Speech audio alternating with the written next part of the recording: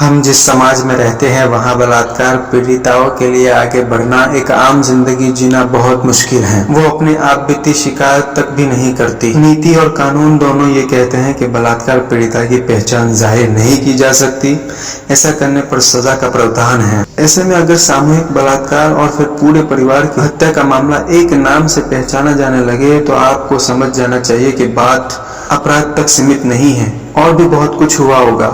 हम बात कर रहे हैं 2002 के बिल्किस बानो गैंगरेप और सामूहिक हत्या की। गुजरात दंगों के सबसे चर्चित मामलों में से एक बिल्किस बानो मामला 2 दशकों बाद फिर से चर्चा में आया। ऐसे में हम आपको बताएंगे कि यह मामला क्या था और दोषियों को क्यों छोड़ा गया।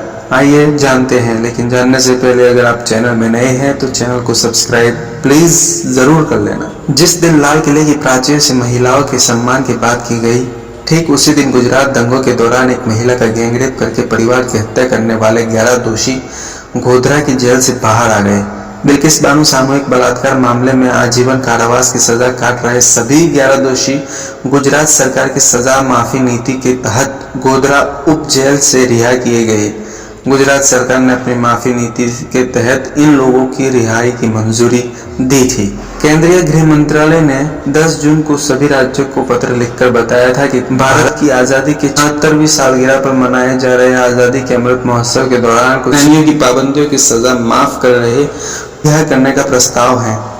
गृह मंत्रालय के अनुसार पात्रता मापदंडों को पूरा करने वाले दोषियों के रिहा किया जाएगा। 15 अगस्त 2022, 26 जनवरी 2023 और 15 अगस्त 2023 सुप्रीम कोर्ट ने गुजरात सरकार को 9 जुलाई 1992 की माफी की नीति के तहत समय से पहले रिहाई के आवेदन पर विचार करने का निर्देश दिया था। कौन है बिल्किस बानो और 2002 में उनके साथ क्या हुआ था, आइए जानते हैं। साल के दूसरे महीने का 27वां दिन एक दुखद घटना के साथ इतिहास के पन्नों में दर्ज है। दरअसल 27 फरवरी 2002 को गुजरात के गोधरा स्टेशन से रवाना हुई साबरमती एक्सप्रेस ट्रेन में कुछ भीड़ ने आग लगा दी। इस भीषण अग्निकांड में अयोध्या से लौट रहे कार सेवकों की मौत हो गई थी। गोधरा स्टेशन पर पिछले दिन की घटना के बाद राज्य में हिंसा भड़कने के बाद बिल्किस दाहोद जिले के रंधिकपुर गांव से निकल गई। बिल्किस के गांव उसकी बेटी सालेहा, जो उस समय 3.5 साल की थी, और उसके परिवार के 15 सदस्य थे। कुछ दिन पहले बकरीद के अवसर पर उनके गांव में एक आगजनी हुई और लूटपाट के डर से वहां से भाग गए। 3 मार्च 2002 को परिजन छप्परवाड़ गांव पहुंचे। चार्जशीट के मुताबिक हंसिया, तलवार और लाठियों से लैस करीब 20-30 लोगों ने हमला किया था। हमलावरों में 11 आरोपी युवक भी थे। बिल्किस, उसकी मां और 3 अन्य महिलाओं के साथ बलात्कार किया गया और उन्हें बेरहमी से पीटा गया। रंधिकपुर गांव के मुसलमानों के 17 सदस्य समूह में से 8 मृत पाए गए, 6 लापता थे। हमले में केवल बिल्किस, एक आदमी और एक 3 साल का बच्चा बच गया। हमले के बाद कम से कम 3 घंटे तक बिल्किस बेहोश रही। होश में आने के बाद उसने एक आदिवासी महिला से कपड़े लिए और एक होमगार्ड से मिली, जो उन्हें लिंक पुलिस स्टेशन ले गया। उन्होंने हेड कांस्टेबल सोमाभाई गौड़ी के पास शिकायत दर्ज कराई। सीबीआई के अनुसार इस शिकायत में भौतिक तथ्यों को दबाया और उसकी शिकायत का एक विकृत और छोटा संस्करण लिखा। गोधरा राहत शिविर पहुंचने के बाद ही बिल्किस को मेडिकल जांच के लिए सरकारी अस्पताल ले जाया गया।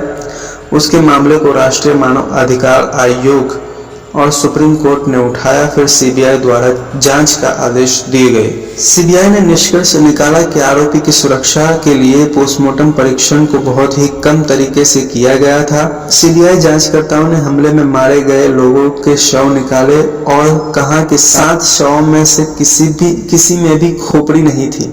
सीबीआई के मुताबिक पोस्टमार्टम के बाद लाशों के सिर काट दिए गए थे ताकि शवों की शिनाख्त न हो सके। बिल्किस बानो के जान से मारने की धमकी मिलने के बाद मुकदमे को गुजरात से बाहर महाराष्ट्र ले जाया गया। मुंबई की अदालत में 6 पुलिस अधिकारियों और एक सरकारी डॉक्टर सहित 19 लोगों के खिलाफ आरोप दायर किए गए थे।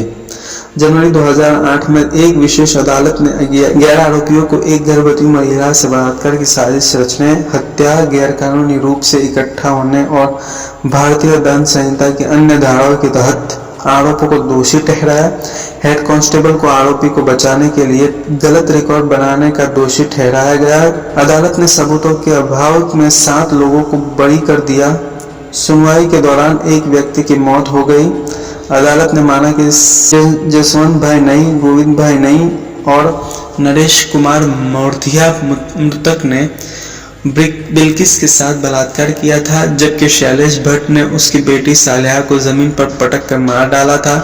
दोषी ठहराए गए अन्य लोगों में राधे श्याम शाह, बिपिन चंद्र जोशी, केसर भाई भोनिया, प्रदीप भोनिया, बाका भाई भोनिया, राजू भाई सोनी, नीतीश भाई भट्ट, रमेश चंदना और हेड कांस्टेबल सोमा भाई गौरी शामिल हैं। कोर्ट ने सभी 11 दोषियों को उम्र कैद की सजा सुनाई और आज ये 11 दोषी जो समाज और देश के लिए कलंक है, उन्हें सरकार बचाने की कोशिश में लगी और उन्हें रिहा कर दिया गया है। दोस्तों कमेंट करके बताइए आप क्या सोचते हैं इन 11 दोषियों के बारे में। धन्यवाद। तो ये वीडियो अगर अच्छी लगी तो लाइक, शेयर और सब्सक्राइब जरूर करें। धन्यवाद।